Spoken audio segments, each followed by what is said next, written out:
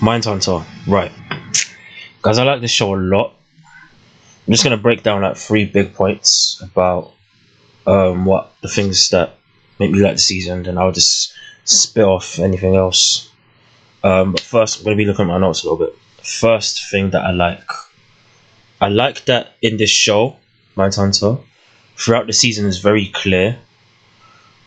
A lot of the knowledge they're gaining is still like amateur. It's very clear, even though it comes across as professional and they're trying to analyze. It's not like a typical detective psychological thriller type thing where they're trying to catch a serial killer, right? And you know certain procedures and ways to go. Is it's something that they're partly trying to put into practice. These new ideas that they're trying to learn about serial killers, about like kind of sociopathic murderers, but at the same time it just seems so like, maybe that's just the power of good writing, it just seems so well oiled. Something about it that just feels natural to me and organic, and I love it. There's an example.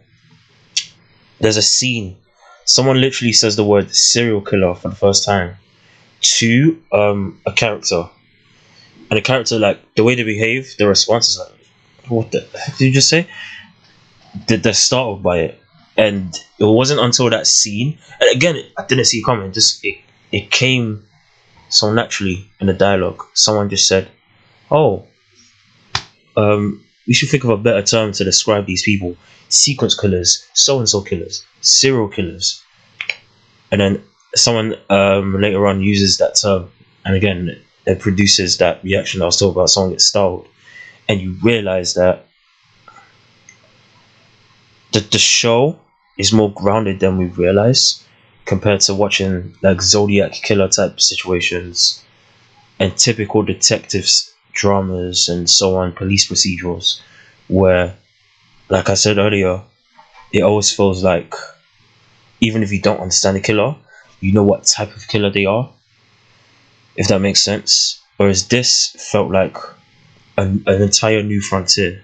I don't know how much this is based on the true history of the FBI, of kind of modern psychology, understanding what we now call the serial killer, what we now call the psychopathic, the sociopathic, whatever pathic type of murderer. But as far as the dramatization in the show and how it informs the story and various cases and interviews that these the main characters have with these serial killers, it actually makes me really like it's I don't know what's so surprising about it. I don't know, it just feels fresh. It feels like a fresh kind of storytelling take. Yeah, that's it. It feels very fresh and very unique, ironically, even though the only reason I'm attracted to the show is because the idea behind this show that is about people investigating certain type of criminals who, I admit, there's something to be said about my slight obsession with this genre on movies like Prisoners and the Zodiac and those type of killers. But I'm able to separate because it's a film. This, like I said, brings it down, makes it a bit more grounded, and I love it for that. At least grounded within the context of this high-end world, because you're still talking about serial killers, right? Another thing, another system malfunction. Another thing I like, one of the main characters, Holden, Agent Holden.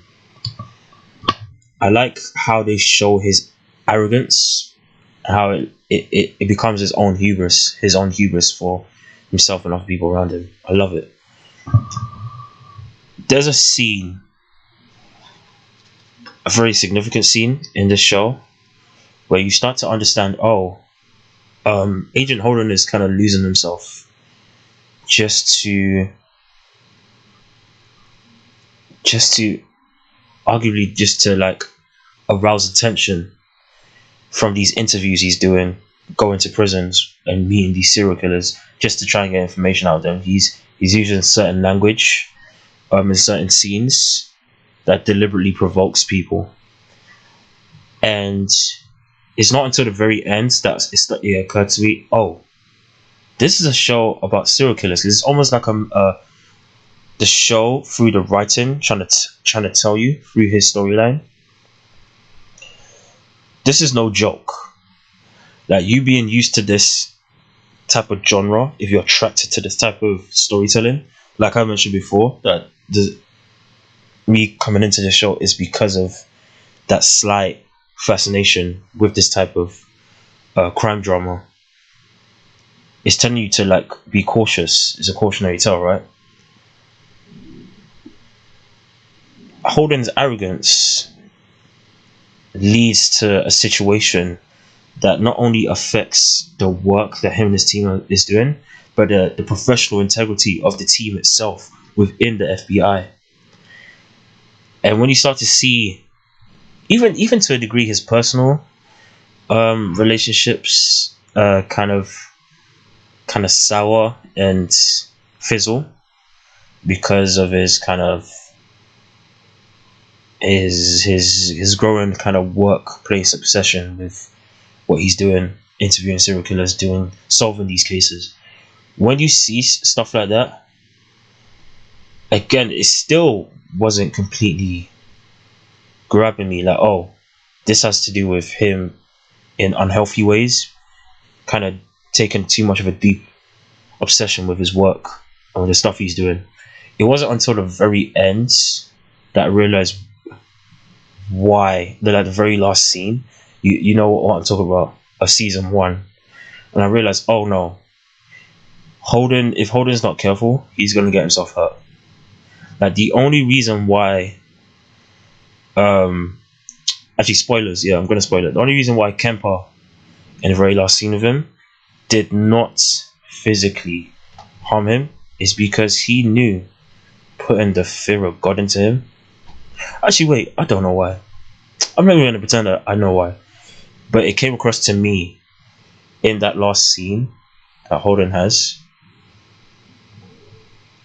Kemper wanted to remind him who could really have control if they wanted to. That's the difference. That's the true difference between these serial killers, these type of killers, and the average killer, the average rapist, murderer. There's a lot of foresight that goes into their crimes, some of these guys. Or, at the very least, a lot of kind of natural charisma that inspires cults and all that stuff to do the bidding. I'm sure season 2 will elaborate on that psychology more.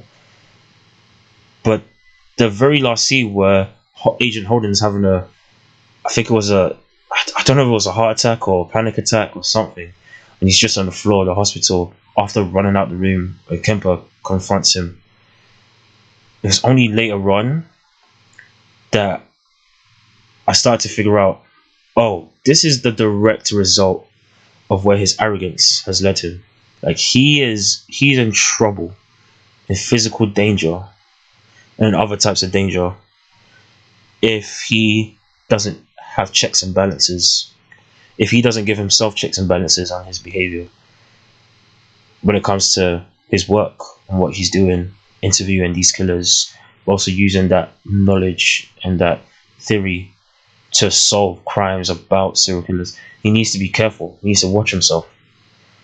And I'm very glad that through Holden's character, again, it feels like the writers are trying to tell you, stop, take a breather, don't obsess too much about this type of genre for less than healthy reasons, because it could come back to haunt you. It felt like the writers were trying to tell me that in a meta way, and I appreciate that. Okay, the last thing I do like about the season, I kind of mentioned it already. I have no idea where it's going. Like, no idea. Don't spoil season 2 for me. If you've seen it, I'm gonna watch it for sure. I look forward to it. But I like that for one of the first times with anything I've seen in a while. I just don't know where this could go. Like I said, I like the concept for the show, that is a growing science, and that the people, Holden and his team, they don't exactly know what they're doing as far as interviewing. Is they're making it up to an extent as they go along. But because they've been having some successes, like I mentioned, you can argue the arrogance, they've allowed themselves to think they can get away with certain things. And like I mentioned before, it's come back to haunt, especially Agent Holden, the main character who we started with. But just in general, I also feel like I can't map out what the future of the show is. But that's such a positive thing to me also.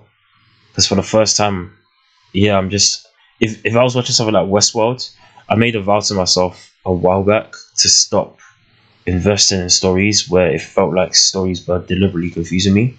That's a very big argument that I'm just a stupid person and I just don't I'm not built to watch something like Westworld, even though I love the heck out of season 1. But that's just an example of season 2 where I love certain things about that show so much, but it felt, by comparison to Mindhunter, like I was not watching something that was made for me. It felt to a fault too cerebral. Whereas this just felt just right and just kind of just the right amount of kind of vague clarity on what the future direction of the show would be. And that's it. Yeah, those are my thoughts on Mindhunter season 1. Guys, tell me down below what you think about Mindhunter season 1. If you've seen it, did you like it? Tell me why you liked it. If you didn't like it, tell me why. If you haven't seen it, would you watch it now? Again, tell me all your thoughts down below. Press the like button if you like this video. Share it with your friends. And lastly, don't forget to subscribe. Button's right there. Other than that, guys, signing off. Salute.